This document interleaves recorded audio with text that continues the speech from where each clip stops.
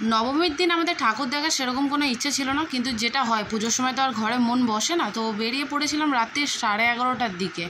তো বেরিয়ে দেখো একটু অফবিট, মানে তোমার জেনারেলি এই প্যান্ডেলগুলোয় ভিড় থাকে না একদম, তো আমরা তো সবসময় সেটাই প্রেফার করি, জানোই তোমরা, যে ভিড় ছাড়া যে প্যান্ডেলগুলো সেগুলো দেখবো।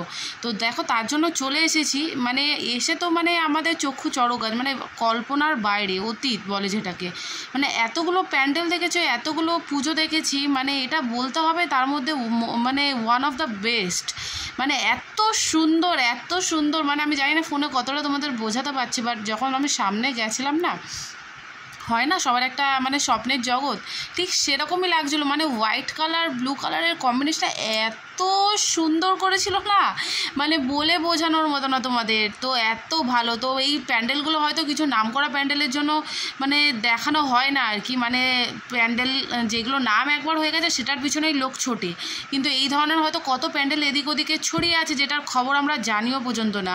তো কখনো মানে এরকম অফবিট প্যান্ডেলের ডেস্টিনেশন যদি কখনো থাকে না, মানে রাস্তায় যেতে গিয়ে পড়ে না, দেখতে হয়, মানে পাও যদি তোমরা দেখতে, তাহলে অবশ্যই দেখো, তাহলে হয়তো এই ধরনের এক্সপিরিয়েন্স তোমাদের সাথেও ঘটতে পারে, যেটা আমাদের সাথে ঘটেছিল। তারপরে দেখো চলে এসেছিলাম ভারত মাতা, এখানে এটাই হচ্ছে মেন মানে অ্যাট্রাকশন, মানে প্যান্ডেল তো দেখালামই তোমাদের, মেলা তো এখন সব জায়গায়, পুজো মানেই সব জায়গায় মেলা।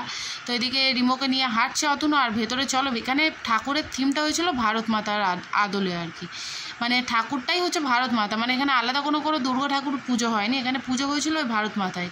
কিন্তু ওই যে রিমো ঢুকতে গিয়ে দেখেছো সব জিনিসই তোর বায়না, এটা না ওটা না, ওই যে দেখো লেখাও আছে ভারত মাতা বলে।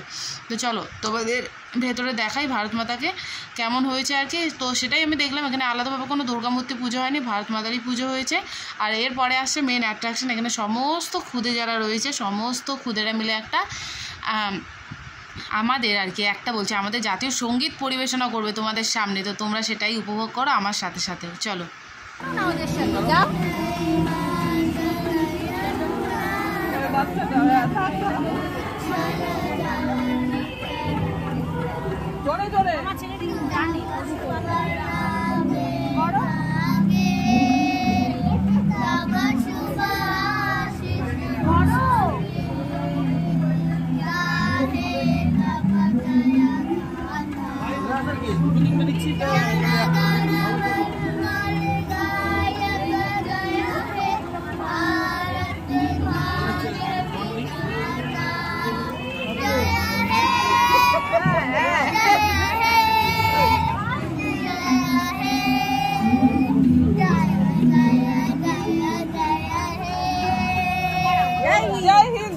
কেমন লাগলো গানটা অবশ্যই জানিও কিন্তু তোমরা, তো মানে একটা আলাদা না অনুভূতি, কিন্তু এই ধরনের ভিডিও ভাইরাল হয় না, আমি জানি না কেন, এগুলো ভাইরাল হওয়া উচিত অবশ্যই।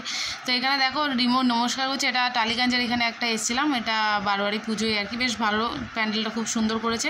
তারপরে রিমো মাথা খারাপ করছিল মোমো করে, এবার বাইরের মোমো তো ওকে দেওয়া যাবে না, কারণ এগুলো ঝাল ও খেতেই পারবে না, ফালতু কেনা। আর এদের দেখো আমাদের আগে মাছি খাওয়ার জন্য চলে এসছে মোমো, এখানে এত মাছি বুয়া মোমোর ভেতরে। তো মোমো নেওয়া হয়েছিল আর বার্গার নেওয়া হয়েছিল, এটা এখন রিমো খাবে, বার্গারটাও খাবে না, মোমোটাই খাবে।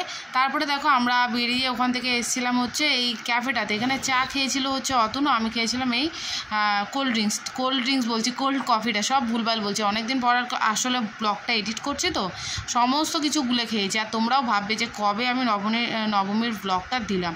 তো যাই হোক, কেমন লাগলো অবশ্যই জানিও, ভালো লাগলে লাইক কমেন্ট